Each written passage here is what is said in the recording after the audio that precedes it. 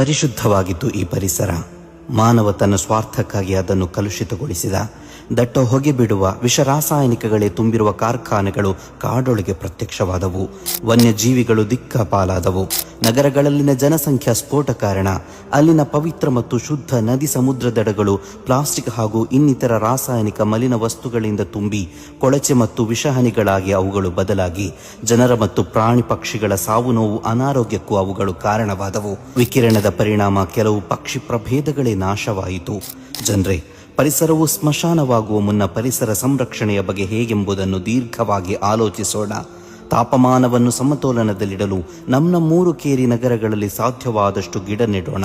ನೀರನ್ನು ಮಿತವಾಗಿ ಬಳಸುತ್ತಾ ಪ್ಲಾಸ್ಟಿಕ್ ಮುಕ್ತ, ಹಸಿರುಯುಕ್ತ ಹಾಗೂ ಸೌಹಾರ್ದಯುತ ಪರಿಸರ ನಮ್ಮದಾಗಿಸೋಣ.